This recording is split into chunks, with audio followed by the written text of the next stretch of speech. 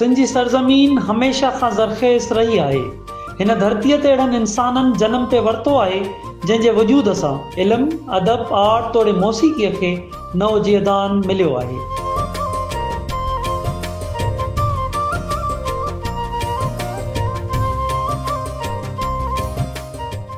अहिड़नि उमिल इंसाननि मां सिंध जो नाले वारो शाइर ऐं ब्रॉडकास्टर कोसर बोड़ो बि हिकु आहे। कोसर बोड़े जो असुलु नालो ग़ुलाम क़ासिम वल नबी बख़्श बोड़ो आहे। हू सिंध जे अदबी ऐं नशरियाती दुनिया में हिकु मोतबर नाले तौरु सुञातो वञे थो।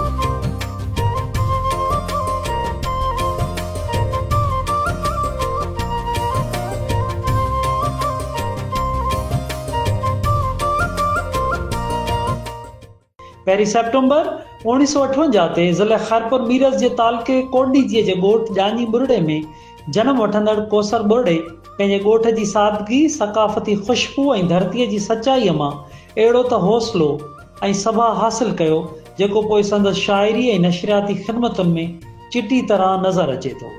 रेडियो पाकिस्तान खैरपुर।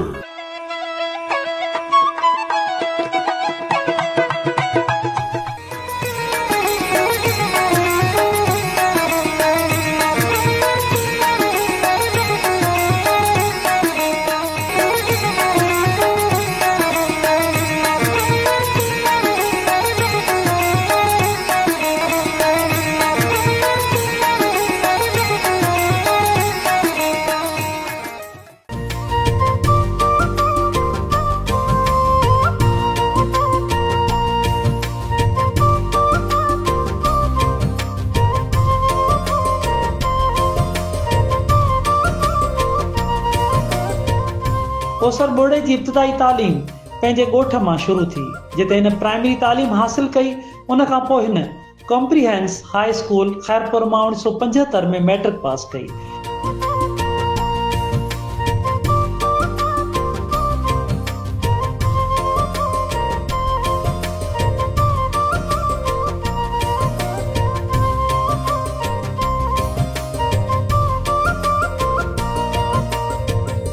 आला तालीम जे सफ़र में अॻिते वधंदे हिन सुपीरियर कॉलेज खैरपुर मां 1977 में इंटर पास कयो ऐं पोइ शाह अब्दुल लतीफ़ यूनिवर्सिटी मां 1983 ते बैनुल अक़वामी तालुकातनि में मास्टर्स जी डिग्री हासिल कई। तालीमी शऊर ऐं फ़िक्री पुख़्तगी संदसि शख़्सियत खे वधीक संवारियो, जंहिंजो असरु संदसि तहरीरुनि तोड़े रेडियो ज़रिए पेश कयल प्रोग्रामनि में निमाया रहियो।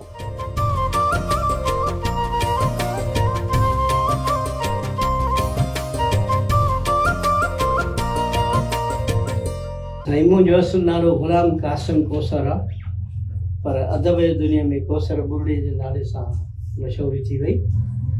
ऐं असांजो ॻोठ जानी बुरड़ो तालुको कोडीजी ज़िलो खैरपुर, उते आख़िर नबी बख़्श बुरड़ो असांजो वाल साहब मरहूम अल्लाह जन्नत में जॻह इनायत कई हुनखे। उहे आख़ुंद हूंदा हुया, सॼे ओड़े पाड़े जे ॻोठनि खे क़ुर पाक जी तालीम ॾींदा हुआ।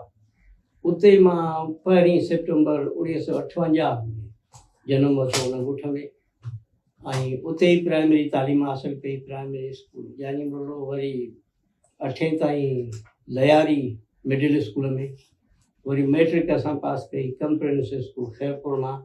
उन खां पोइ सुपीरियर साइंस कॉलेज मां मूं इंटर कई, ऐं पोइ वरी शाह अब्दुल लतीफ़ यूनिवर्सिटीअ मां इंटरनेशनल रिलेशन्स जेके शुबा बैनुल अक़वामी तालुकात चयो वेंदो आहे, उन में मूं MA कई फर्स्ट क्लास फर्स्ट पोजीशन में।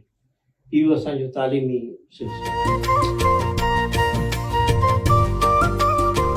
कोसर बोड़े पंहिंजे पेशवराणे ज़िंदगी जी शुरूआति 3 नवंबर 1983 ते पाकिस्तान ब्रॉडकास्टिंग अकेडमी खां कई। उहा जाइ हिन लाइ हिकु अहिड़ो तरबियत गाह साबित थी जितां हिन नशरियाती फ़न जा उसूल सिखिया ऐं पंहिंजे आवाज़ खे सुञाणप ॾियण जो हुनर हासिल कयो। अप्रैल 1984 में रेडियो पाकिस्तान कराची सां वागजी वियो, जिते हिन प्रोग्राम प्रोड्यूसर तौरु पंहिंजो कमु शुरू कयो। 1987 में संदसि बदिली रेडियो पाकिस्तान हैदराबाद थी, जिते हैदराबाद संदसि तख़लीक़ी सलाहियत खे उभारियो ऐं हिन हैदराबाद रेडियो जे प्रोग्रामनि खे पंहिंजे ज़हानत सां 4 चंड लॻाए छॾिया।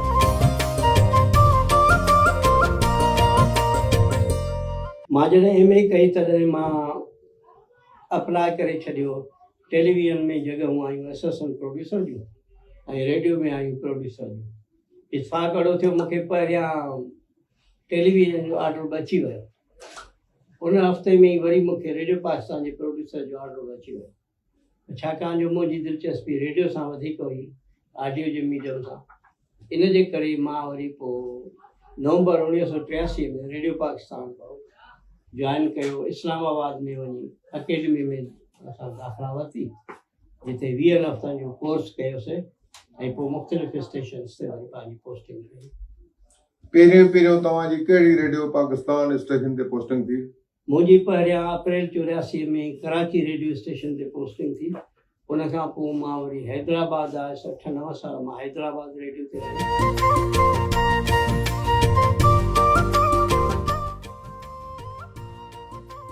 सेप्टेंबर 1995 ते संदसि बदिली उन नए क़ाइमु थियण वारे स्टेशन ते थी, जंहिंजो इफ़्तिताह शहीद राणी मोहतरमा बेनज़ीर भुट्टो साहिबा खे उन वक़्त जे वज़ीर आज़म तौरु करणो हो। लाड़काणे रेडियो ते कोसर बोड़े खे उहो एज़ाज़ हासिल थियो त उन उन्ही रेडियो स्टेशन जो पहिरियों प्रोड्यूसर हो। साणसि गॾु ख्वाजा इमदाद बतौर स्टेशन डायरेक्टर हो ऐं नसीर सुमरो साथी प्रोड्यूसर तौरु फ़र्ज़ सरअंजाम ॾिना। लाड़काणे स्टेशन ते उन इब्तिदाई ॾींहंनि लाइ ख़ैस तमामु घणी महिनत करणी पई। ख़ैस न रुॻो नवां आवाज़ तलाश करणा हुआ, नवां प्रोग्राम तरतीब ॾियणा हुआ, पर हुनखे फ़नी मयार खे बरक़रार रखणो हो ऐं मक़ामी फ़नकारनि, शाइरनि ऐं दानिशवरनि खे बि रेडियो जे प्लेटफॉर्म ते आणणो हो।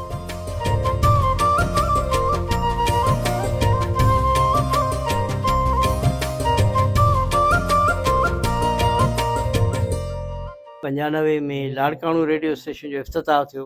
स्टेशन खुली, बेनज़ीर भुट्टो साहिबा हुन जो इफ़्तिताह कयो त पहिरीं प्रोड्यूसर लाड़काणे रेडियो जो मूंखे इहो एज़ाज़ु हासिलु आहे त मूंखे करे मोकिलियनि उते मूं कमु कयो। पोइ वरी मुंहिंजी ख़ैरपुर बदिली थी। ख़ैरपुर में कुझु अर्सो रहियुसि, 2-3 साल, त पोइ तुर्बत रेडियो स्टेशन केच मकरान, उते मुंहिंजी ट्रांसफ़र थी। उन खां पोइ वरी ख़ैरपुर बदिली थी। ख़ैरपुर खां पोइ वरी लाहौर बदिली थी मुंहिंजी। लाहौर खां पोइ वरी ख़ैरपुर, ख़ैरपुर खां पोइ वरी लाड़काणो, लाड़काणे खां ख़ैरपुर, इहे सिलसिलो थियो।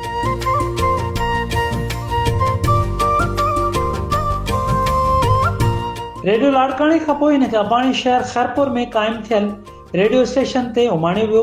अहिड़ी तरह हिन रेडियो पाकिस्तान लाहौर, तुर्बत समेत मुख़्तलिफ़ स्टेशननि ते अहम उहिदनि ते ख़िदमतूं सरअंजाम ॾिनियूं। कोसर बोड़ो रेडियो पाकिस्तान जे मुख़्तलिफ़ स्टेशननि तुर्बत, ख़ैरपुर, लाड़काणे, कराची ते बतौर स्टेशन डायरेक्टर बि पंहिंजूं ज़िम्मेवारियूं निभायूं, जिते हुन इंतिज़ामी सलाहियतूं ऐं अदबी ज़ौक़ सां हिकु नओं मयार क़ाइमु कयो। कोसर बोड़ो रेडियो पाकिस्तान में प्रोड्यूसर खां तरक़ी माणींदे डायरेक्टर प्रोग्राम ताईं पहुची रिटायरमेंट हासिल कई।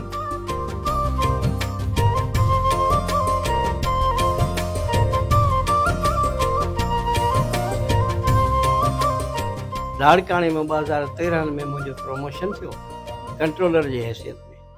पोइ मूंखे कराची रेडियो स्टेशन जो स्टेशन डायरेक्टर रखियऊं। मज़े जी ॻाल्हि थी त पहिरियों प्रोड्यूसर मां कराची रेडियो स्टेशन ते थियोसि ऐं वरी अलाह साईं जो इहो करम नवाज़ी थी त उन ई स्टेशन जो हेड ऐं स्टेशन डायरेक्टर थी मां उते वियुसि। उन खां पोइ वरी मूंखे हेडक्वार्टर बदिली कयो वियो इस्लामाबाद में। उते मां पहिरियां कंट्रोलर FM 101 जो हुयुसि ऐं उन खां पोइ वरी हुननि मूंखे डायरेक्टर प्रोग्राम करे रखियो। डायरेक्टर प्रोग्राम जेको हूंदो आहे, प्रोग्राम जी सभ खां मथां ई पोस्ट हूंदी आहे, वॾी पोस्ट हूंदी आहे। पोइ मां आज़ाद कश्मीर रेडियो तोड़े सॼे रेडियो पाकिस्तान जो प्रोग्राम जे शोबे जो हेड रहियुसि, डायरेक्टर प्रोग्राम। उतां मां 31 अगस्त ते मां 2000 हिन में मां रिटायर थियुसि।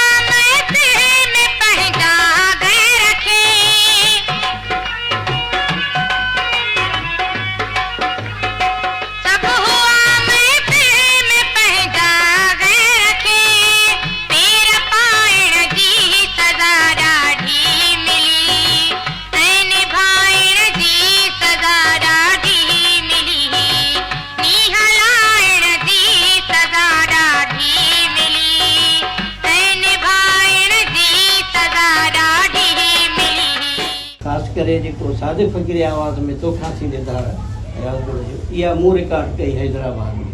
कर्फ्यू लॻियल हुयो, सादिक फ़क़ीर कराची खां वापसि आयो, ईअं घुमंदो अची स्टेशन ते निकितो, साज़ंदा कोन हुया, ॾिठो त तव्हां हिन में हिकु ॿ साज़ंदा आहिनि। पोइ असांखे चई त इहो रिकॉर्ड करिणो चाहे। मां चयो भाई इहो त ज़फ़र अली ख़ान ॻायो आहे, कराची में रिकॉर्ड थियल आहे।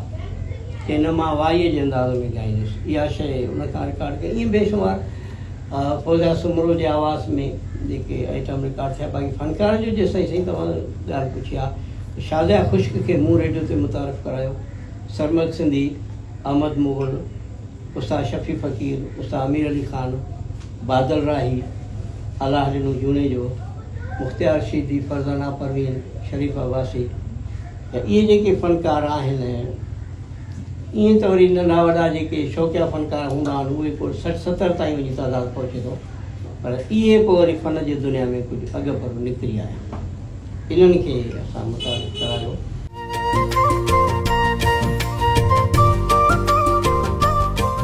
सॼे अदबी मैदान में कोसर ॿोड़ो हिकु सगारे शाइर, लेखक तौरु पिणु सुञातो वञे थो। संदसि केतिरा ई किताब शाया थी चुका आहिनि जेके मुख़्तलिफ़ सनफ़ुनि ते मुश्तमिल आहिनि। किताब ओजागा ऐं ख़्वाब सन 2000 ईस्वीअ ते शाया थियो।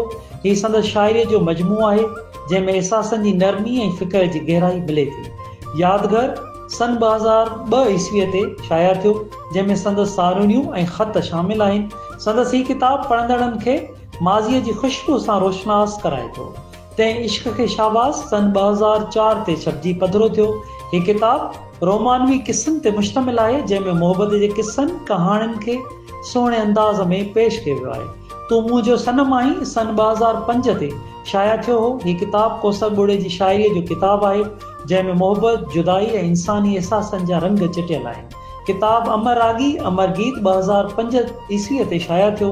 हिन किताब में संज मशहूर रागी सरमद सिंधीअ जा ॻायल गीत गॾु कया विया आहिनि। फ़न ऐं फ़नकार सन 2007 ते पधिरो थियो, जॾहिं त ॿियो जिल्द सन 2012 ते शाया थियो। हिन ॿिन्ही किताबनि में नामूर फ़नकारनि जा इंटरव्यूज़ तरतीब ॾिनल आहिनि, जंहिंमें सिंध जे सक़ाफ़ती विरसे खे महफ़ूज़ करण जी कोशिश कई वई आहे।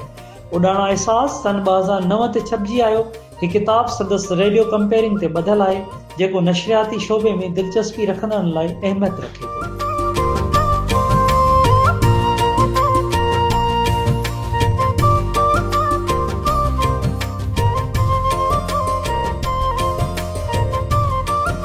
हूअं त असांजो जेको माहौल हुयो, जीअं मूं अर्ज़ु कयो त बाबा खे आख़ुंद कोठींदा हुआ, उन वटि इस्लामी किताबनि जो ज़ख़ीरो वॾो हूंदो हो। ॿियो वरी असांजा भाइरनि जो बि अदबी ज़ौक़ु हूंदो हो, उस्ताद ग़ुलाम रसूल बुरड़ो, सूफ़ी मरकूदीन बुरड़ो, इन्हनि जो बि अदब सां लाड़ो त हूंदो हुयो। पर जेका ख़ासि करे मूंखे जॾहिं मां कंप्रेहेंसिव स्कूल में पढ़ंदो हुयुसि मैट्रिक, उन वक़्तु असांजो प्रिंसिपल हूंदो हुयो डॉक्टर अलहदाद ॿोयो साहबु। उन असांजी अदबी जेका कई पधीराई चयो या अदब परवर माण्हू अदीब त तमामु वॾो शाइर हूंदो, हिमत अफ़ज़ाई बि कई। ऐं इहो मां तव्हांखे ॿुधायां त जेको कौसर बुरड़ो मुंहिंजो अदबी दुनिया में नालो आहे, इहो तख़ल्लुस सम्झो या कुझु इहो साईं डॉक्टर अलहदाद ॿोहे साहिब जो ॾिनल आहे। पोइ उते असां मैट्रिक खां पोइ जॾहिं सुपीरियर साइंस कॉलेज में असां इंटर कई त उते बि अदबी ज़ौक़ु असांजो कुझु रहियो। ख़ैर पोइ जे अदबी महफ़िलुनि में अचणु थियो, अदबी संगत जूं जेके गजाणियूं हुयूं उन्हनि सां अदबी दोस्तनि जो माहौल थियो। पोइ शाइरी वाइरी मोकिलणु शुरू कईसीं अख़बारुनि में, मुख़्तलिफ़ अख़बार में छपी बि रहिबी असांजी थोरी तकी शाइरी। पर बाक़ाइदा जेको मज़मून निगारी जो शौक़ु पैदा थियो उहो शाह अब्दुल लतीफ़ यूनिवर्सिटी ख़ैरपुर में जॾहिं मां MA IR में कयां पियो, उन असां पोइ उन टाइम में बाक़ाइदा लिखणु शुरू कयो। ऐं राउंड अप जेके हूंदा हुआ हफ़्तेवार लतीफ़ यूनिवर्सिटी समाचार, उहे लिखंदो हुउसि पंहिंजे सब्जेक्ट ते 20-25 किस्तनि ते मुंहिंजा मज़मून छपबा। पोइ इन तरफ़ असांजो लाड़ो थियो। बाक़ी पोइ किताबी दुनिया में वरी जॾहिं आयासीं तॾहिं मां तुरबत ते 2001 जी ॻाल्हि थो ॿुधायां, तॾहिं ओजागा ऐं ख़्वाब मूं हिकिड़ो पंहिंजो पहिरियों शाइरी मजमूओ जेको लिखियो ऐं मुंहिंजो पहिरियों किताब ई हुयो, उहो जॾहिं आउट थियो त उनखां पोइ मूं में वधीक किताबनि छपाइण जो उत्साह बि पैदा थियो ऐं हिकिड़ो जोश बि थियो ऐं हिकिड़ो शौक़ु बि थियो। मां चयो त हाणे हिकु किताबु आयो त ॿियो अचे, ॿियो आयो त चयो, ईअं सिलसिलो अची वञी 22 किताबनि ताईं पहुची वियो आहे ख़ैर सां। ॿावीह किताब हाणे जलाल चांडे ते कल्चर डिपार्टमेंट छपियो आहे ऐं कल्चर डिपार्टमेंट मुंहिंजा 4-5 किताब अॻु में बि छपिया आहिनि। तव्हांजो सुरा फ़कीर ते बि किताब आहे? सुरा फ़कीर ते बि आहे। मां असल में साईं मुंहिंजो फोकस छा कयो मां रेडियो ते रहियुसि न, त रेडियो फ़नकारनि जो बसि कंदा। मूं इहो सोचियो त हाणे रेडियो वारो माण्हू जेकॾहिं फ़न ऐं फ़नकारनि ते न कमु कंदो त ॿियो केरु कंदो। उस्ताद मंज़ूर अली ख़ान ते सॼी ज़िंदगीअ में मरण खां पोइ बि 20-30 साल उस्ताद मंज़ूर अली ख़ान ते को किताब ई कोन आयो। उस्ताद मंज़ूर अली ख़ान ते पहिरियों किताब मूं ई आंदो आहे। इहो आहे सुरा फ़कीर ते मूं किताब आंदो, सरमद सिंधीअ ते 2-3 किताब आंदा। हाणे इहो जलाल चांडे ते हुयो। मूंखे सरदार शाह मिनिस्टर जेको हुन शफ़ी फ़कीर ते कमु करण लाइ बि चयो, पर हाणे ज़ाहिर उहो मिनिस्टर ई न आहे त वरी पोइ कल्चर में किताब छपाइण में बि थोरो ॾुखियाई थिए थी, वक़्तु लॻी थो वञे इलाही। सो इहो सुरा फ़कीर ते बिल्कुलु सही मूं किताब गलिया प्रेम नगर दियां। जह जह दर्द कारो आहे, जय जय दर्द कारो आहे, तुझे प्यार पुकारो आहे, तुझे प्यार पुकारो आहे, जय जय दर्द कारो आहे, जय जय दर्द कारो आहे।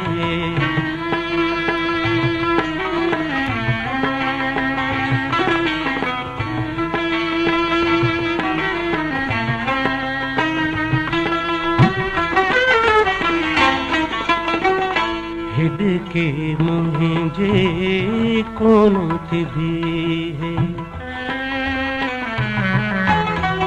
हिडके मुझे कौन थी है, समझा तो सारो आहे, समझा तो सारो आहे, जय जय दर्द कारो आहे, जय जय दर्द कारो आहे।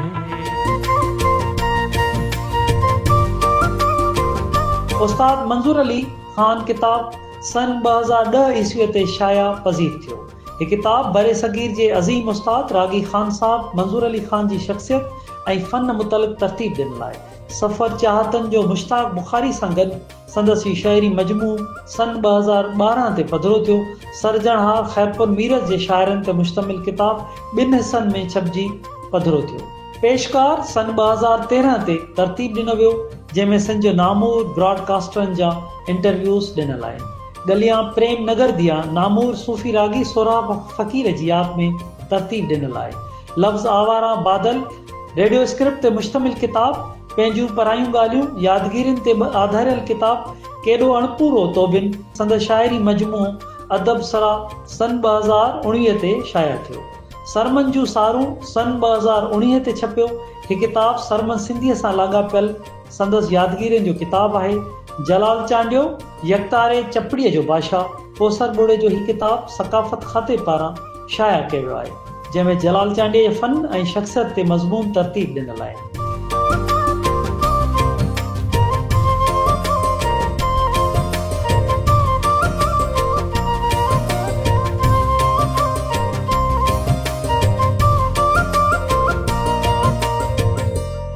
उजाग ऐं ख्वाब, ॿियो तूं मुंहिंजो सनम आहीं शहरी मजमूओ जेको मुंहिंजो हिट मशहूरु थियो उन ते शहरी मजमूओ।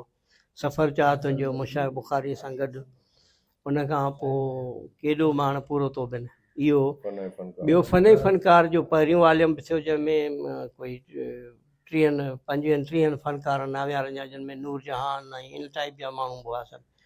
उन्हनि जा इंटरव्यू छपिया। उन खां पोइ वरी उनजो ॿियो वॉल्यूम छपियो। उन में बि हाणे तक़रीबन सिंध जा जेके बि फ़नकार आहिनि मशहूरु, उन्हनि जा इंटरव्यूज़ मुंहिंजी किताब में छपियल आहिनि। ॿियो मां वरी जेके ब्रॉडकास्टर आहिनि पेशकार जे नाले सां मां उहो छपियो। उन में कोई 25-30 पेशकारनि जा अनाउंसरनि कंपनियुनि ब्रॉडकास्टरनि जा इंटरव्यूज़ आहिनि साईं, उहो ठहियो। ॿियो मुंहिंजे कंपेयरिंग जा किताब आहिनि, उहे जेके आहिनि लफ़्ज़ आवारा बादल ऐं उॾाणा अहसास, इहे मुंहिंजी कंपेयरिंग ते किताब लिखियल आहिनि। इहे बि आहिनि। ॿियो सरमद सिंधीअ ते अमर रागी अमर गीत सरमद जेका बि शाइरी ॻाई आहे उहा उन्हनि में शामिलु आहे। उन खां पोइ सरमद जो सारूं हिकिड़ो किताबु आहे ॾाढो दिलचस्प सरमद जे यादगिरियुनि ते मुश्तमिल आहे। इहे किताब आहिनि। ॿियो हाणे जेको ॿुधायोमांव जलाल चांडी जे हवाले सां इहे त नाला यादि अची विया, ॿिया वरी कुझु रहिजी विया।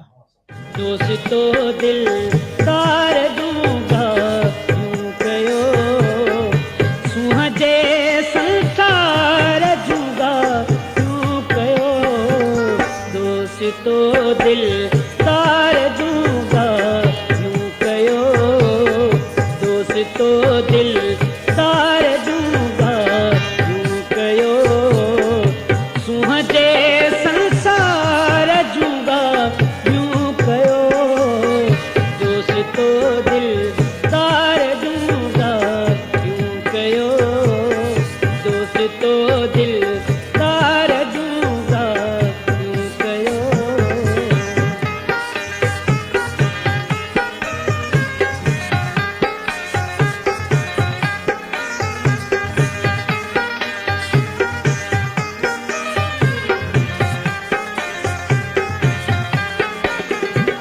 मुंहिंजो बाक़ी लोक सां छा वास्तो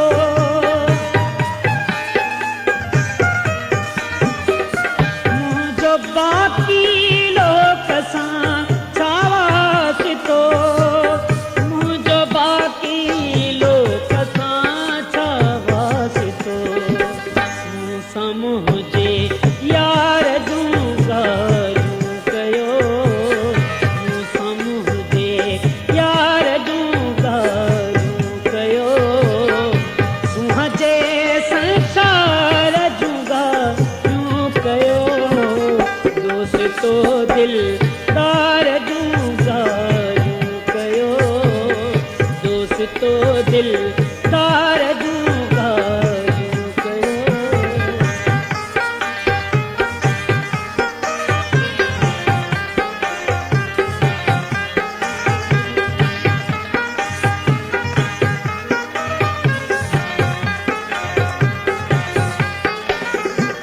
नफ़रतुनि में छा रखियो आहे पिरी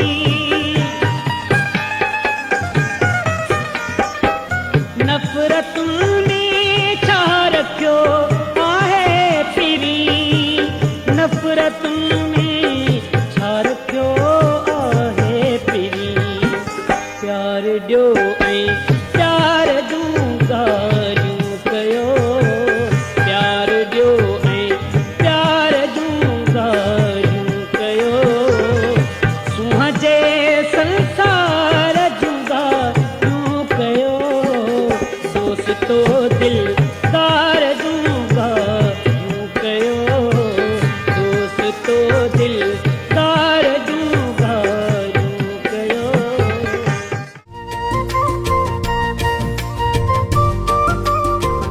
कोसर बुढ़े खे संदसि बहितरीन इल्मी अदबी ऐं नशरियाती ख़िदमतुनि एवज़ मुख़्तलिफ़ इल्मी अदबी ऐं समाजी तंज़ीमुनि तरफ़ां लॻभॻि 40 एवार्ड मिली चुका आहिनि। उन्हनि एवार्डनि में Ajrak art award, Thar award, Sajjal Sarmast award, Shah Latif award, Murad Faqir award, Puran award, Gurbakhshani award, Pir Safwatullah Shah Rajdi award, Rais Karim Bakhsh Nizamani award, बहितरीन radio producer award, Mohammad Siddiq Musafir award, Sami award, Shaikh Ali Mohammad award ऐं ॿिया अनेक एवार्ड, शील्डूं ऐं सर्टिफिकेट शामिल आहिनि।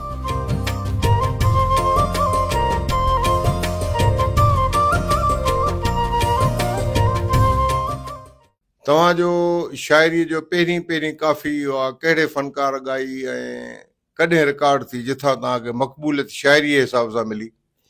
ईअं त फ़नकारनि पहिरीं हुते सरमद सिंधीअ बि ॻायो पंहिंजे कैसेट में ॿुधो सही त एॾा लफ़्ज़ सुहिणा किथां आणजनि तोसां ॻाल्हियूं कंदे चुप नथा ड्रापजनि इहो थियो। पर रिकॉर्डिंग जे हिसाब सां छाकाणि जो मां तव्हांखे ॿुधायो त मुंहिंजा कलाम तमामु घणा फ़नकार रिकॉर्ड कया हुआ, टीवीअ ते बि कया आहिनि, रेडियो ते बि कया आहिनि, केस्टुनि में बि तमामु घणा कया आहिनि। माना हाणे ममता लाशारीअ बि ॻायो, फेरोज़ गुल ॻायो या इन्हनि फ़नकारनि ॻायो। पर मुंहिंजो जेको आइटम ग़ालिबन तव्हांजो मथां इशारो हुजे तो मुंहिंजो सनम आई जेको मुंहिंजो आइटम सभ खां वधीक मक़बूल थियो उहो मां लिखियो तुरबत में हो। ऐं शाम जो रेडियो ॿुधंदो पियो वञा ऐं जबलनि ॾे निकिरी पियुसि तॾहिं अमन अमान हूंदो हुयो ॾाढो बलूचिस्तान में। उते मूंखे इहा शाइरी सरजी ज़हन में तूं मुंहिंजो सनम आई। पोइ जॾहिं मां हिते आयुसि त ख़लील कागेपोटो साहिबु हुयो इंचार्ज म्यूज़िक जो ख़ैरपुर रेडियो ते। पोइ उन वरी इहा रिकॉर्ड कई। बरकत अली आयसि चवंदे कलाम रिकॉर्ड कर। शाहिद बज़मी हुयो मौसीकार, उन्हनि इहा कई रिकॉर्ड। 2 टे दोस्त गॾिजी असांखे सॾु कई, चई यार मां इहा शइ रिकॉर्ड कई आहे ॿुधूं हली। मुंहिंजो जूनियर हो, दोस्त बि हुयो, जूनियर हुयो। पोइ हेठि वठी वियासीं त जिन बि माण्हुनि ॿुधो इहो कलाम, इन्हनि चयो त हीअ मक़बूलियत जा रिकॉर्ड टोड़ींदो। ॿुधो साईं, टोड़ियईं रिकॉर्ड, टोड़ियईं। तमामु घणनि फ़नकारनि ॻायो। कोई ॿुधायोमांव त 26 फ़नकारनि इहो कलाम ॻायो। 10 इंडिया जा आहिनि, 16 सिंध जा फ़नकार आहिनि जिन इहो कलाम ॻायो आहे। पर बरकत अलीअ जो सभ खां वधीक पॉपुलर वियो आहे। तुंहिंजो जनम आया, तूं मुंहिंजो जनम आही, मां तुंहिंजो जनम आया।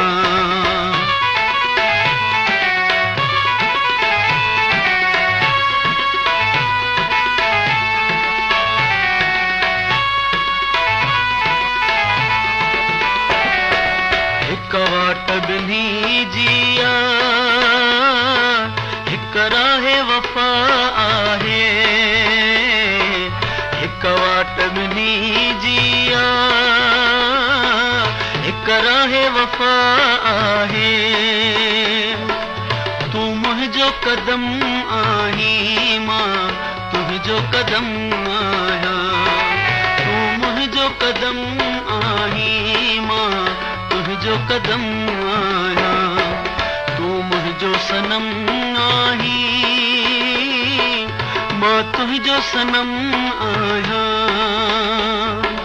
तूं मुंहिंजो जनम आहीं, मां तुंहिंजो जनम आहियां।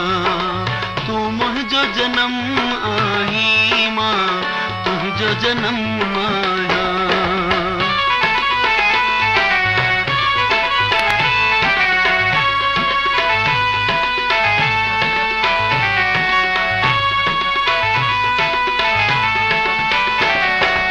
हर ॾाढ सही वञबो, मंज़िल ते पुॼी वञबो। हर ॾाढ सही वञबो, मंज़िल ते पुॼी वञबो। तूं मुंहिंजो अज़म आहीं, मां तुंहिंजो अज़म आहियां। तूं मुंहिंजो अज़म आहीं, मां तुंहिंजो अज़म आहियां। तूं मुंहिंजो सनम आहीं, मां तुंहिंजो सनम आहियां। तूं मुंहिंजो जनम आहीं, मां तुंहिंजो जनम आहियां। तूं मुंहिंजो जनम आहीं, मां तुंहिंजो जनम आहियां।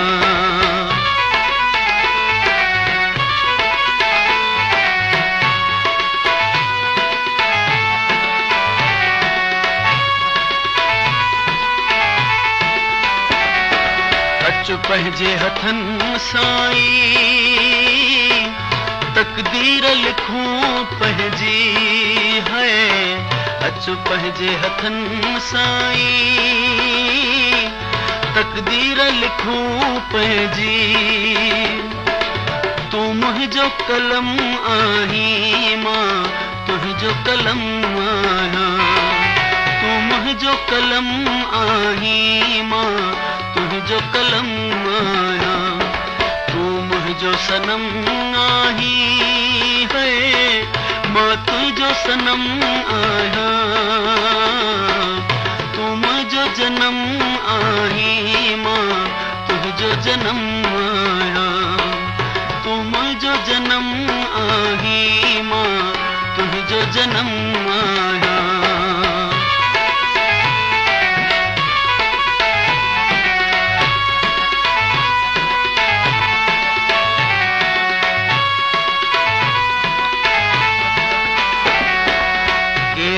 मोहब्बत जा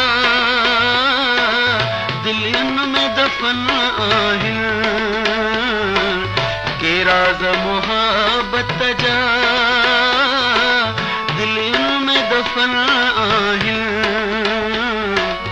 तूं मुंहिंजो भरम आहीं मां तुंहिंजो भरम आहियां तूं मुंहिंजो भरम आहीं मां तुंहिंजो भरम आहियां तूं मुंहिंजो सनम आहीं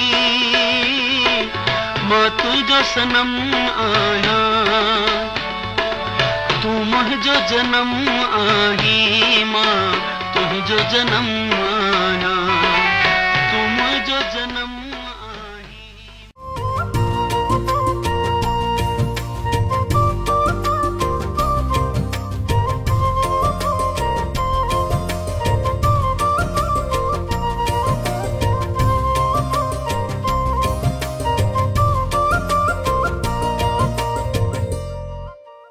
नीहु लाइण जी सज़ा ॾाढी मिली नीहु लाइण जी सज़ा ॾाढी मिली ऐं निभाइण जी सज़ा ॾाढी मिली नीहु लाइण जी सज़ा ॾाढी मिली नीहु लाइण जी सज़ा ॾाढी मिली ऐं निभाइण जी सज़ा ॾाढी मिली नीहु लाइण जी सज़ा ॾाढी मिली नीहु लाइण जी सज़ा ॾाढी मिली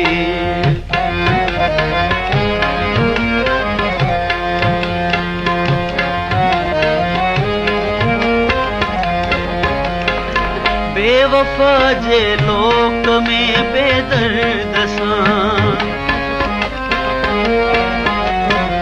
बेवफा जे लोक में बेदर्द सां अख अड़ाइण जी सज़ा ॾाढी मिली अख अड़ाइण जी सज़ा ॾाढी मिली ऐं निभाइण जी सज़ा ॾाढी मिली नीहु लाइण जी सज़ा ॾाढी मिली नीहु लाइण जी सज़ा ॾाढी मिली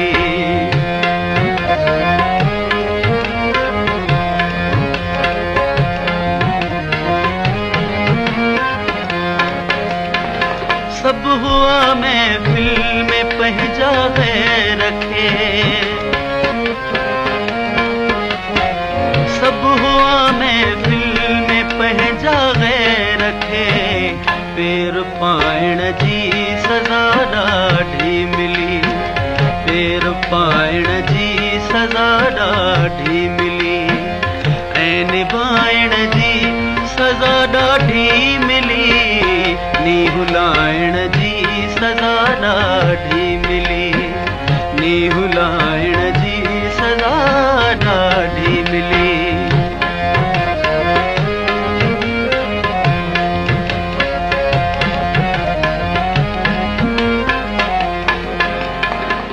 असगर मैसर जी काफ़ी जेका रेडियो पाकिस्तान हैदराबाद में ते कासिम ओठे जी आवाज़ में रिकॉर्ड कई उहा तमामु मक़बूल रही उहा कहिड़ी काफ़ी उस्ताद असगर मैसर जी तमामु घणी शाइरी मूं रिकॉर्ड कई फोटे ज़रदारी जी आवाज़ में ऐं मोहम्मद कासिम ओठे जी आवाज़ में उन जा ॿोल मूंखे यादि पवनि था दुनिया में खोड़ ई सोणा मगर मूंखे वणे थो तूं ख़ुदा ॼाणे जॾहिं मूं ॾे खिली खिलियूं खणे थो तूं इहो मां रिकॉर्ड कयो हुयो ऐं कासिम ओठो इहो ई चवंदो हुयो त मां ॾाढा ई साहिब खे बि ॻायो आहे तमामु घणनि फ़नकारनि खे ॻायो आहे पर हीअ काफ़ी मुंहिंजी तमामु घणी मक़बूल वई आहे ॻायल असगर मैसर जी जिते बि वञा थो महफ़िलनि में शादियुनि में त चवंदा त इहा असांखे ॿुधाए इहा ॻाई हैदराबाद में रिकॉर्ड कई बराबरि ॿियो पको पाण थी वियूं उहे वरी इन्हनि सां गॾु गॾु रिकॉर्डिंग थी हुई असगर मैसर जी रोज़ु रुसण तुंहिंजे मारियो आया लाइ रोज़ु रुसे थो ईअं तूं इन जा ॿोल मूंखे ॾुखिया आहिनि उस्ताद असगर चवंदा हे तोखे यादि कीअं रहियो इहो आइटम उहे काफ़ी शयूं गॾिजी रिकॉर्ड कईसीं हुन हिकिड़ो ई दौरु हुयो तव्हांजो हैदराबाद ते तव्हां 7-8 साल रहियो त उते कहिड़ो प्रोग्राम तव्हांजो मक़बूल रहियो छो त उन टाइम में ख़तो किताब जो ज़रियो जेके रेडियो ते ख़त ई लिखंदा त कहिड़ो प्रोग्राम हुतां जो जेको मक़बूल रहियो रेडियो पाकिस्तान में ख़तनि त मूं ॻाल्हि यादि आई त ॿुधंदड़नि ऐं ॾिसंदड़नि जे मालूमात में थोरो इज़ाफ़ो कयां त साईं अनवर बलोच मरहूम ॿुधाईंदो हुयो त जॾहिं तुंहिंजे हिजर फिराक में माहे लका न की दम थो वञे न की गम थो वञे, सादिक अलीअ जे आवाज़ में। उहो जॾहिं ॿुधण जहिड़ी दोस्तो ॻाल्हि अथव त इहो आइटम लाइव फ़नकार ईंदा सुबुह जो, त लाइव फ़नकार न पहुची सघियो। पोइ सादिक अली ते साम्हूं मॉडल स्कूल में पढ़ाईंदो हुयो, म्यूज़िक पढ़ाईंदो हुयो, उहो गुज़रियो पिए त परेशान हुयो अनवर बलोच माण्हू त साईं अचो अचो अचो भॼे, तव्हां ई ॻायो, लाइव फ़नकार न आयो आहे, मुंहिंजी नौकिरी ख़तरे में पइजी वेंदी, तॾहिं वॾी सख़्ती हूंदी, तव्हांखे ख़बर आहे रेडियो ते। पोइ हिन अची ॻायो पहिरीं टेक में इहो ॻाई तुंहिंजे हिजर फिराक में, हुसैन बख्श ख़ादिम कलाम, ऐं हुन वरी महफ़ूज़ करे रखी छॾियो। यकीन ॼाणो अनवर बलोच ॿुधाईंदो त जॾहिं मां इहो कलाम रिकॉर्ड करे रखियो, पहिरियों दफ़ो नशर कयो, त सीमेंट जी ॿोरी ख़तनि जी हिन जी पसंदि आई, फरमाइश आई हिकिड़े कलाम जी हैदराबाद रेडियो ते। इहो हुयो तव्हां ॻाल्हि निकिती ख़तनि तां, तॾहिं ख़त ते, छो त टेलीफोन वारी मोट त हूंदी कोन हुई, ख़त जी मोट ॾाढी हूंदी। पोइ साईं उते मां प्रोग्राम कयो सुबुह में राण, सुबुह जो 8 खां 9, 8 साल मूं उहो प्रोग्राम कयो। उन में सिलसिला बि हूंदा हुया, पोइ ख़त बि बेशुमार ईंदा हुया। मिटीअ मंझि मणिया अमीन अरबाब कंदो, आसार क़दीमा ते थर थूर घर झूपड़ा जेको सर्वे साजणानी लिखंदो, उहे फीचर कयासीं, हर थर जे हर मौज़ूअ ते कयासीं। ऐं माण्हू मेघ मल्हार फ़नकारनि जा इंटरव्यू कयासीं। खोजना जा दरवाज़ा खुलनि था, मुश्ताक मसरूर बारीचो कंदो हुयो, जेकी मुंहिंजी जहान अब्दुरहमान जुने जो साहिबु सहाफ़ी हूंदो हुओ, ऐं रहीम बख्श बर्क वारा इहे कंदा हुआ। इन खां पोइ हिकिड़ो सिलसिलो असां शुरू कयो हुयो रेडियो अवां जो दोस्त। उहो हैदराबाद में तमामु कशीदा हालतूं हुयूं, त जीअं तव्हां ॻाल्हि कई त कोड़ो सुठो यादगार सिलसिलो जंहिंमें घणी मोट मिली हुई। पोइ तॾहिं हैदराबाद में माण्हुनि जा कमकार इलाही पवंदा हुया, बोर्ड बि उते हूंदो हुयो, यूनिवर्सिटी बि उते, हीअ रेवेन्यू, ॿिया घणियूं इंश्योरेंस जूं कंपनियूं। पोइ माण्हू अची न सघंदा हैदराबाद में, छाकाणि जो वॾी रिस्क ही कर्फ्यू लॻल हूंदो हुओ हर आए ॾींहुं। पोइ असां इहो सिलसिलो शुरू कयो त तव्हांजा जेकॾहिं के मसइला आहिनि हिते हैदराबाद जे कंहिं बि ऑफिस में, तव्हां असांखे लिखी मोकिलियो, सपोर्टिंग कागज़ बि लिखी मोकिलियो, असां पाण ऑफिसुनि में वेंदासीं ऐं तव्हांजे मसइले जो हल ॻोल्हे उतां तव्हांजा कागज़ बि कढी तव्हांखे घर वेठे मोकिले ॾींदासीं। उहो एॾो सिलसिलो साईं मक़बूल थियो जो 2-3 साल ॾेढ त उहो हलियो हूंदो पको, पर असांखे तकलीफ़ ॾाढी थिए पई, पर माण्हुनि खे सहूलियत थिए पई, ज़मीर मुतमइन हुयो त हाणे असां घर वेठे माण्हुनि जी ख़िदमत कयूं था, पोइ असांखे दुआ ॾियनि पिया। रेडियो अवां जो दोस्त, इहो जेके बि मां स्टेशन जिन स्टेशन ते रहियो आहियां, असां जेके मूं प्रोग्राम कया आहिनि, तिन में इहो प्रोग्राम मुंहिंजे लाइ हिकिड़ो वधीक माण्हुनि जे लाइ फ्रूटफुल बि हो ऐं मुंहिंजे लाइ यादगार बि। ॿियो तव्हां हिकिड़ो ख़ैरपुर रेडियो ते बि तव्हांजो मक़बूल प्रोग्राम हलियो हो, जेको राति जो तव्हां टेलीफोन ते फरमाइश बुक कंदा, उहो कहिड़ो प्रोग्राम, हुनजो नालो छा हो? इहे त मुख़्तलिफ़ नाला रहिया आहिनि, हूअं टेलीफोन वारनि प्रोग्रामनि जा मुख़्तलिफ़ नाला रहिया आहिनि, पर मां राति जो मुतनमाला प्रोग्राम कयो 9 खां 10, जंहिंजी एॾी लिसनिंग हूंदी जो सहजन ग्लेशियर ऐं बलूचिस्तान पेशावर परे परे खां उनजे लाइ फ़ोन ते ईंदा हुआ, पर इंडिया खां ख़त बि ईंदा हुआ। उहो प्रोग्राम बि हुयो। बाक़ी फ़न हिन में टेलीफोनिक फरमाइशी प्रोग्राम त अलॻि सां हर स्टेशन ते थींदो आहे, असां वठंदा हुआसीं, त उहो बि कयोसीं। उनखे बि ॾाढी मोट मिलंदी परे परे खां। मां सम्झां त मूंखे यादि भाउ नियाज़ बम्बरे साहिब मूंखे हिकु रिकॉल कई, मूंखे अञा यादि आहे, हालांकि इहा 20 साल अॻे जी ॻाल्हि आहे। हुस्न जे सरकार आॾो इश्क जो इज़हार कर, हुस्न जे सरकार आॾो इश्क जो इज़हार कर, नफ़रतुल जे ॾेह में, नफ़रतुल जे ॾेह में प्यार जी प्रचार कर, हुस्न जे सरकार आॾो इश्क जो इज़हार कर, हुस्न जे सरकार आॾो इश्क जो इज़हार।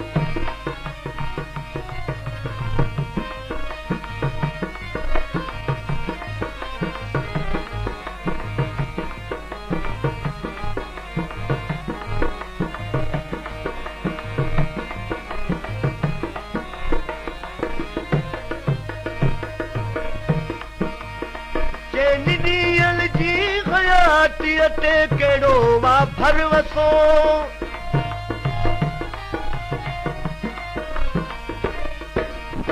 चैन ॾींहं जी हयातीअ ते कहिड़ो वा भरवसो, प्यार खे पखेड़ प्यारा, प्यार खे पखेड़ प्यारा, प्यार वठु वई प्यार कर, हुस्न जे सरकार आॾो इश्क जो इज़हार कर हुस्न जे सरकार आडो इश्क जो इज़हार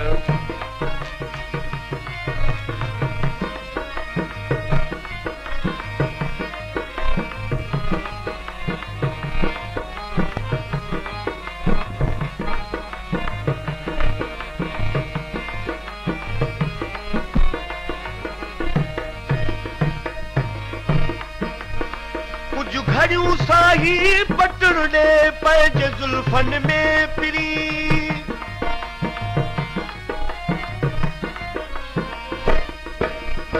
कुछ घड़ियूं साही पटण ॾे पंहिंजे ज़ुल्फनि में पिरी ज़िंदगीअ जे हिन सफ़र में ज़िंदगीअ जे हिन सफ़र में एतिरो साकार कर हुस्न जे सरकार आडो इश्क जो इज़हार कर हुस्न जे सरकार आडो इश्क जो इज़हार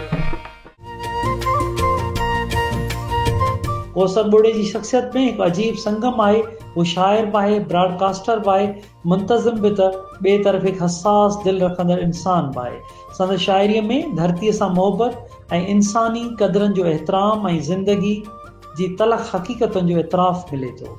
रेडियो जे मैदान में हिन केतिरनि ई नौजवाननि खे मौक़िया फ़राहम कया ऐं सक़ाफ़ती विरसे जी हिफ़ाज़त में अहम किरदारु अदा कयो।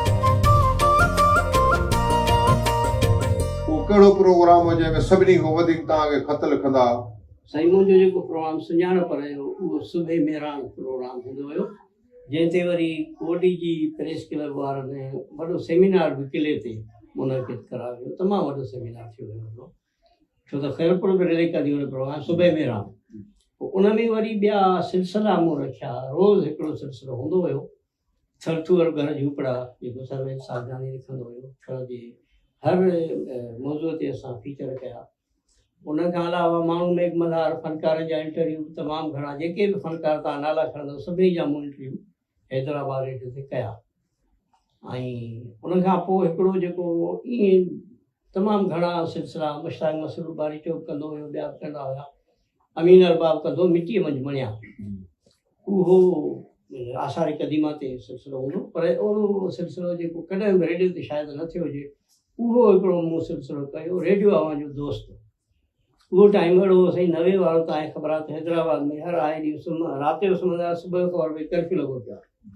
हालत तमामु घणियूं ख़राबु हूंदियूं हुयूं। पोइ ॿाहिराड़ियुनि जा माण्हू वीचारा हैदराबाद कमे करे अची कोन सघंदा, ऑफिसुनि जो हब सॼो हैदराबाद।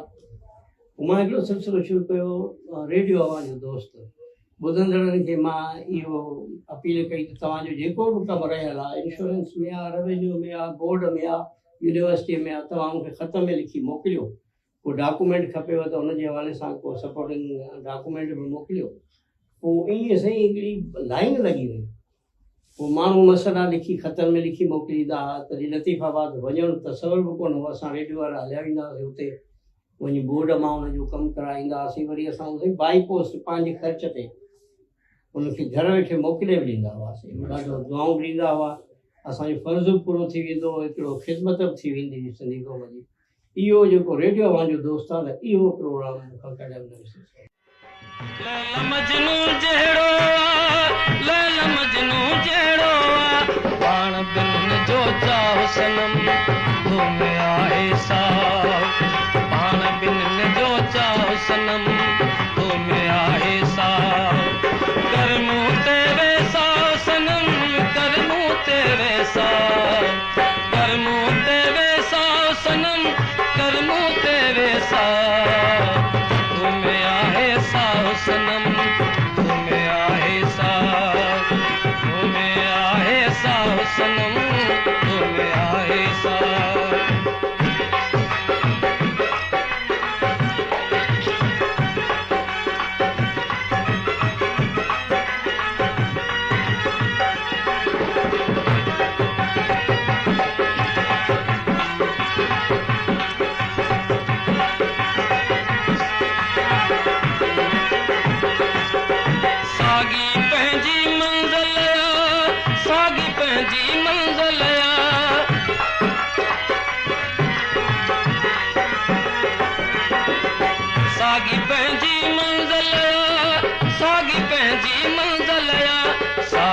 पंहिंजी राह सनम तो में आहे साह सागी पंहिंजी राह सनम तो में आहे साह करमूं ते वेसाह सनम करमूं ते वेसाह करमूं ते वेसाह सनम करमूं ते वेसाह तो में आहे साह सनम तो में आहे साह तो में आहे साह सनम तो में आहे साह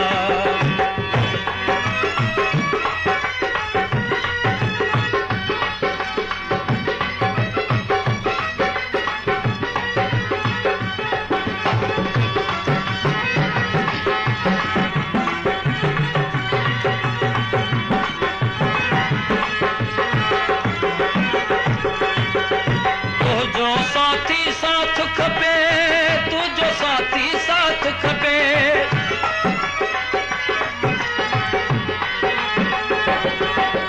तुझो साथी साथ खपे तुझो साथी साथ खपे क्यों कहिड़ी परवाह सनम तो में आहे साह ओ कहिड़ी परवाह सनम तो में आहे साह तो में मुंहिंजो साह सनम तो में आहे साह करमूं ते वेसाह सनम करमूं ते वेसाह करमूं ते वेसाह सनम करमूं ते वेसाह तो में आहे साह सनम तो में आहे साह को वाक़ियो असांखे नाज़रीन खे ॿुधायो त जेका रिकॉर्डिंग करण दौरान तव्हांखे काथे मुश्किलात नज़र आई हुजे को फनकार मुझी पियो हुजे या बीमार थी पियो हुजे अहिड़ो को इहे वाक़ियो तमामु घणा वाक़िया आहिनि छो त 35 साल रेडियो में रहण खां पोइ ज़ाहिर आहे त नंढड़ा नंढड़ा वॾा बेशुमार वाक़िया थियनि पिया। हिकिड़ो हिकिड़ो लोकगीत रिकॉर्ड बि कयो जी ज़रीना बलोच नूरबानूअ जे आवाज़ में हैदराबाद रेडियो जी इहा ॻाल्हि आहे। नूरबानूअ खे बुखार बि हुयो खंघि बि हुयसि ईअं तबियत मज़े जी कोन हुअसि ॻाईंदे ॻाईंदे उहो खंघे बि सहके बि लॻे पियो त बुखार तेज़ थी वियो अथसि। जी ज़रीना बलोच जॾहिं मिसरो पूरो थिए म्यूज़िक करे न त उन में उनजे पुठीअ खे ज़ोर बि ॾिए पई पुठीअ खे खनेसि बि पई पुठीअ खे ईअं मालिश पई करेसि ताज़ो तवानो करेसि पई वरी मिसरो पिया ॻाइनि। इहो लोकगीत जेको आहे इन इहो यादि इलाही रहंदो आहे। ॿियो बि हिकिड़ो वरी रशीद कासाई हूंदो हुयो तमामु वॾो फनकार हुयो वॾो हिन जे करे त हैदराबाद रेडियो जो इफ़्तिताह जॾहिं थियो अयूब ख़ान कयो त पहिरियों कलाम लाइव जेको ॻाए पियो फनकार उन वक़्तु उहो अब्दुल रशीद कासाई हुयो। उन्हीअ खां हिकिड़ो कलीच बेग जो कलाम रिकॉर्ड पियो मिर्ज़ा कलीच बेग जो आख़िरी मिसरे जे आख़िरी लाइन में आख़िरी लफ़्ज़ हुजे कलीच माना शाइर जो नालो हुजे। यकीन कयो साईं हुन जे ज़हन ते कलीच जे जाइ ते कलीज जो अची वियो त उहो आख़िर ताईं 12-13 दफ़ा रिकॉर्ड कयो आख़िर ताईं हुनजो कलीच न चई सघियो कलीज ई चवंदो रहियो। इहे नंढियूं नंढियूं बेशुमार अहिड़ियूं शयूं थियनि थियूं जेके यादि रहनि थियूं। हींअर रेडियो जो माहौल कीअं आहे उन दौर में कीअं हो हाणे कीअं था रेडियो खे ॾिसो?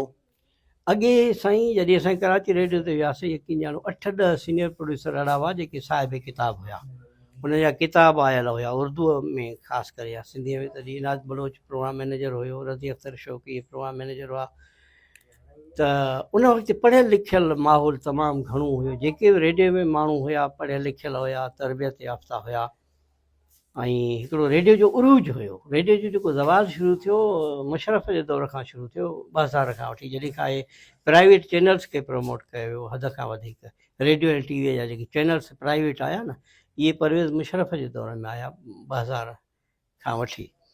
पोइ इन खां पोइ रेडियो जो आहिस्ते आहिस्ते ज़वाल शुरू थियो वसाइल बि घटिजी विया। ॿियो वरी जेको रेडियो खे FM ते आणे छॾियऊं मीडियम वेव तां ख़तमु करे मीडियम वेव जी लिसनिंग हूंदी सी तमामु परे तव्हांखे ख़बर हुजे ख़ैरपुर रेडियो जो जॾहिं नओं इहो लॻो हुयो टावर लॻो हुयो इहो पोइ अफ़गानिस्तान ताईं ईरान ताईं प्रोग्राम ॿुधबा हुया हिंदुस्तान ताईं त ॿुधबा ई हुया। त इन खां पोइ रेडियो जो ज़वाल छो त महदूद थियो न आवाज़ु महदूद थियो जॾहिं तव्हांजो आवाज़ ई नथो पहुचे माण्हुनि ताईं तव्हां जेके प्रोग्राम ॾियो था उहे पहुचनि ई कोन था या जेकॾहिं आहिनि प्रोग्राम त उन्हनि में उहा इल्मी अदबी या फ़नी क़ाबिलियत घटि आहे। इन जे करे हाणे रेडियो खे तव्हां ईअं सम्झो था त ज़वाल पज़ीर आहे रेडियो हींअर रेडियो जो उरूज वारो दौरु ख़तमु थी चुको आहे। हींअर रेडियो जो उहो उरूज कोन्हे, माण्हू तमामु घटि था ॿुधनि। ॿियो प्राइवेट चैनल अची विया ॿुधंदड़ जेके हुआ हूअं जीअं चयो मां इहो मिसाल ईअं ॾींदो आहियां त हिकिड़े पार्क में हिकिड़ो वणु आहे वॾो, उन में हिकिड़ो ई पखी वेठो आहे, उहो ॿोले पियो थो त भर पासे उन ई पखीअ जो आवाज़ु ॿुधण में अचे थो। हाणे उन वण ते एतिरा त पखी अची विया जो चिर चिर में कंहिंजो आवाज़ु सम्झ में कोन थो अचे। चैनल अची विया न घणा, पर पोइ बि रेडियो पाकिस्तान हिकिड़ो फैमिली चैनल आहे। तव्हां रेडियो ॿुधंदव त तव्हांखे नियाणीअ सां ॿुधी सघो था, घर वारनि सां औलाद सां गॾु ॿुधी सघो था, जेका शइ प्राइवेट चैनल्स में कोन्हे। उते हिन शइ जो एहतियात कोन थो कयो वञे।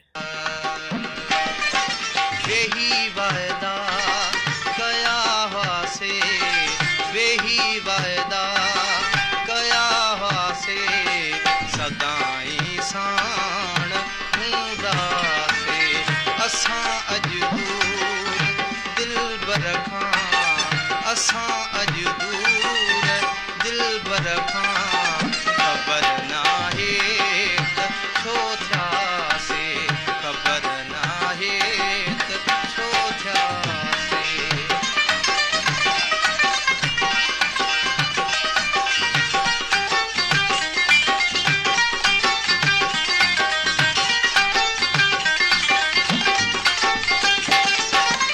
सदाई दीद दीदुन में ऐं अखड़ियन जा इशारा,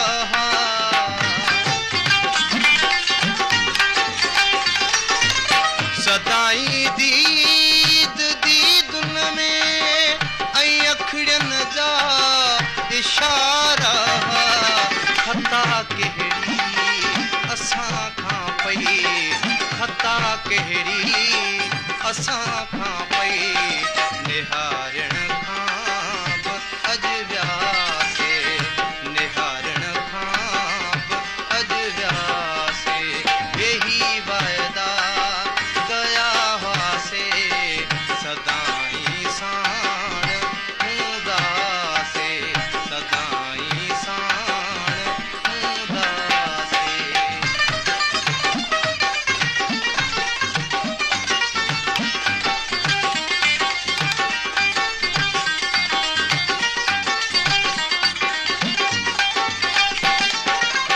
मिठा तो खां जुदा मूंखे कंदो को मौत चवंदो हुए,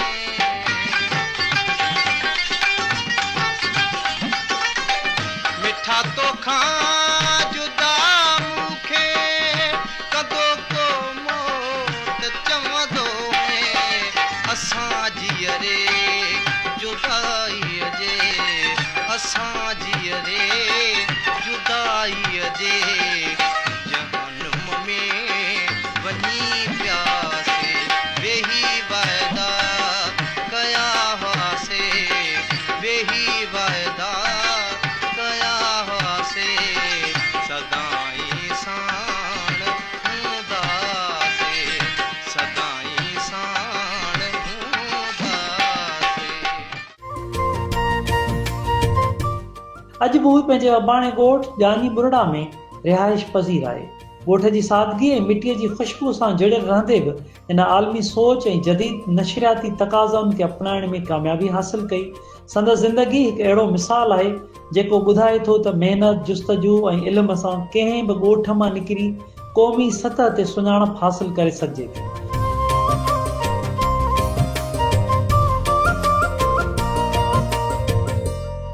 रेडियो पाकिस्तान ते 35 साल तव्हां ज़िंदगीअ जा ॾिना, उन में अहिड़ो को वाक़ियो जेको तव्हांखे अॼु बि यादि हुजे? असल में इब्तिदाई मुंहिंजी हिकिड़ी वाक़े सां थी, उन खां पोइ ॿियनि वाक़िअनि ॿुधाइण जी ज़रूरत महसूस घटि थींदी। मां जॾहिं नओं प्रोड्यूसर थी वियुसि कराची रेडियो ते, त उमिरि ऐं कद जे लिहाज़ खां सभ खां नंढो प्रोड्यूसर मां हुयुसि। इहा आहे अप्रैल 84 जी ॻाल्हि। ऐं उते मूंखे वरी जेको प्रोग्राम मिलियो उहो ॿारनि जो प्रोग्राम मिलियो, ठीकु आहे न, ॿारनि जी बारी या ॿारनि जी दुनिया जेको प्रोग्राम हुयो उहो मूंखे मिलियो। हाणे प्रोड्यूसर मां हुउसि, कास्ट वई हली मथे, ॿारड़ा बि गॾु थिया, 15-20 रिकॉर्डिंग थींदी हुई। उहो हुयो मुमताज़ शेख हुयो, हुनजो कंपेयर अंबरीन उकेली हूंदी हुई, हुनजी कंपेयर पैनल ठहियलु हूंदो हुयो। उहे बि सभु विया हलिया वञी स्टूडियो नंबर 14 में वेठा त उते जॾहिं सभु वञी जमा थी विया त हाणे प्रोड्यूसर हेठि वेठो आहे, रिकॉर्डिंग त प्रोड्यूसर खे ई करणी आहे, उहो जॾहिं वञे, मां जॾहिं मथे वियुसि त ड्यूटी रूम खां फिरी जॾहिं स्टूडियो जे विंग में वञा पियो त उते हिकिड़ा स्टूडियो कमिश्नर वेठा हूंदा आहिनि, हुननि जो उहिदो हूंदो आहे, हूंदा पटेवाला, हूंदा नायब कासिद, पर हुनजी ज़िमेदारी हूंदा, पास ॾिसी पोइ स्टूडियो में माण्हू खे मोकिलींदा आहिनि, ईअं हुनखे हलो न कंदा आहिनि। स्टूडियो कमिश्नर मुंहिंजे बांह पकिड़े बीह रहियो, चए हेॾे काॾे था वञो, अरे बाबा मां नओं प्रोड्यूसर आहियां, मुंहिंजो प्रोग्राम हले, साईं तव्हांजी त ख़बर न आहे, मुंहिंजो प्रोग्राम थो हले, मूंखे ई रिकॉर्ड करिणो आहे ॿारनि जी तरह, पोइ नालो वालो ॿुधायो, मां त साम्हूं ई वरी मरहूम उबैदा अंसारी ड्यूटी अफ़सर हुई, उहा वेठी, उहा ट्रप ॾेई उथी आई अची जल्दी, हुनखे थोरो फरमाइश कई, छा थो करे तूं, प्रोड्यूसर आयो, नओं आया आहिनि प्रोड्यूसर, टे गुलहसन कुरैशी, मोहम्मद अली बांभणी, मां टई कराचीअ ते पहिरियां प्रोड्यूसर गॾु वियासीं। पोइ शकीब थियो ॾाढो, पोइ मूंखे वरी अंदरि छॾी पियो, अञा ताईं दोस्त मूंखे ॾाढो चेड़ाईंदा हुया त तोखे कीअं हिकिड़े पटेवाले रोके विधो स्टूडियो वञण खां हिकिड़े प्रोड्यूसर खे, इहा ॻाल्हि यादि करे असां मोहब्बत जी जंहिंखे थी दौलत मिले, मोहब्बत जी जंहिंखे थी दौलत मिले, जीअरे उन्हीअ खे थी जन्नत मिले, जीअरे उन्हीअ खे थी जन्नत मिले, मोहब्बत जी जंहिंखे थी दौलत मिले, मोहब्बत जी जंहिंखे थी दौलत मिले, जीअरे उन्हीअ खे थी जन्नत मिले, जीअरे उन्हीअ खे थी जन्नत मिले।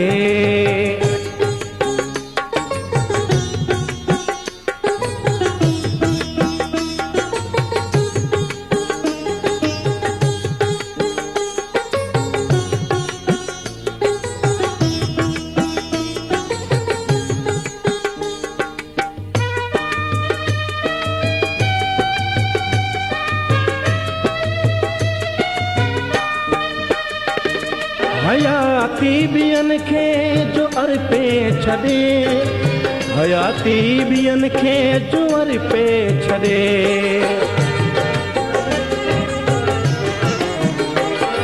हयाती ॿियनि खे जो अर्पे छॾे, हयाती ॿियनि खे जो अर्पे छॾे, जहां में उन्हीअ खे थी अज़मत मिले, जहां में उन्हीअ खे थी अज़मत मिले, जीअरे उन्हीअ खे थी जन्नत मिले, मोहब्बत जी जंहिंखे थी दौलत मिले, जीअरे उन्हीअ खे थी जन्नत मिले, जीअरे उन्हीअ खे थी जन्नत मिले। भला 35 साल जेके तव्हां रेडियो जी दुनिया खे ॾिना उनजो तव्हांखे सिलो मिलियो? साईं मां थो चवां त रेडियो असांखे जेतिरो कुझु ॾिनो तोड़े जो मां उन्हनि प्रोड्यूसर में शुमारु आहियां। हर कोई इहो चवंदो आहे त मां रेडियो खे कुल्होॾ में बीठो आहियां, हर प्रोड्यूसर सां ॻाल्हि कंदो, चवंदो आहे मूंखां सवाइ त रेडियो हले ई कोन, पर इन जा जेके जज आहिनि, असांजा जेके बहितरीनु मुनसिफ़ आहिनि, उहे असांजा ॿुधंदड़ आहिनि। ॿुधंदड़नि खां तव्हां पुछी वठंदव त रेडियो ते उहे कहिड़ा माण्हू आया जिन घणी महिनत कई ऐं जिन आउटपुट इनपुट विधी रेडियो में। पर हिकु ॻाल्हि इहा आहे त सुबुह जो मां 7 वॻे जो घड़ियाल खे सेट करे छॾियो उथण जे लाइ। 28 साल हैदराबाद रेडियो ते मां उहो टाइम ख़तमु न कयो, उॾीअ ते ई सेट हुयो, सवेर उथंदो हुउसि, अची प्रोग्राम जो स्क्रिप्ट लिखंदो हुउसि, इहे सभु शयूं थींदियूं हुयूं। पर मां थो चवां त आख़िरी माण्हू असां ई निकिरंदासीं, मां ऐं नसीम मिर्ज़ा, सॼो ॾींहुं रेडियो ते एडिटिंग डबिंग कम, जेके बि साईं छेननि जूं टेपूं सॾिबियूं हुयूं, पुराणियूं टेपूं जिन में 100 आइटम वारा रेडियो ते सालनि जा साल नशियल थिया हुया, उन्हनि खे मां वरी नयनि टेपुनि ते ट्रांसफ़र करण जो प्रोजेक्ट खयों हैदराबाद रेडियो ते, ऐं उहो मां करे छॾियो। उन्हनि में इहा काफ़ी, तव्हां त म्यूज़िक जा लवर आहियो, अॻूणो मज़ो न आहे गुलशन गुलनि में, इहो साईं इहा काफ़ी बि हुई। ऐं उहे आइटम हुआ, इन में जी ख़ूबी इहा आहे, इहो मोहम्मद इब्राहिम जी आवाज़ में हुयो, ऐं बांसरी इन में मोहम्मद जुमन वॼाई आहे। इन आइटम जी इहा ख़ूबी, उहो छिजी वियूं टेपूं, पोइ ॻंढे करे वरी, त इहे बि शयूं असांजूं। पर मां थो चवां त साईं असां इन जे बावजूदि असां रेडियो खे एतिरो न ॾेई सघियासीं जेतिरो रेडियो असांखे ॾिनो। छा ॾिनई? असांखे इज़त ॾिनई, असांखे शोहरत ॾिनई। असां हिकिड़े थर जे टूर ते वियासीं, ख़ानवर ओठा हुजे, बिलावल ओठो मशहूरु शाइरु आहे, उन्हनि जी ॿार हुयो तव्हां हुते वेठा हुआसीं, असां हिकिड़े कंडीअ जे हेठि वेठा हुते रेडियो जा 10-12 माण्हू हुयासीं। त हुते वेठे ॻाल्हायोसीं पिए त बिलावल उठो घरों थी मोटी आयो, मूंखे चई त मुंहिंजी अमड़ मूंखां पुछियो आहे त इहो जेको आवाज़ु आहे कौसर बुर्ड़े जो आवाज़ु आहे छा, जेके ॿाहिरि माण्हू वेठा आहिनि? चई साईं उहो तव्हांजा इलाही प्रोग्राम ॿुधंदी आहे, ख़ासि करे सुबुह जो, तव्हांखे असां मिलणु चाहींदी। मूंखे एॾी ख़ुशी थी साईं, हद खां वधीक। भई भिटूं थर हुन विच में वीचार माण्हू असांखे नाले सां सुञाणनि था। त इहा जेका इज़त ऐं शोहरत असांखे ॾिनी न साईं रेडियो, त इन जो असां वटि को मुतबादिल आहे कोन, हुन जो जवाबु कोन्हे को। इन करे तव्हांजे थुल्हे लेखे मां जवाबु इहो ॾींदुसि, असां रेडियो खे एतिरो कुझु ॾिनो जेतिरो रेडियो असांखे ॾिनो साईं। कौसर बुर्ड़े जी ज़िंदगी ऐं संदसि कयल इल्मी, अदबी ऐं नशरियाती ख़िदमतूं संदसि अदबी तोड़े नशरियाती दुनिया लाइ क़ीमती सरमायो आहिनि। संदसि कलम आवाज़ अॼु बि नए नसल लाइ मशाले राह बणियल आहे। यकीनन ईंदड़ वक़्त में बि संदसि नालो अदब ऐं रेडियो जी तारीख़ में इज़त सां यादि कयो वेंदो। सिंगारवा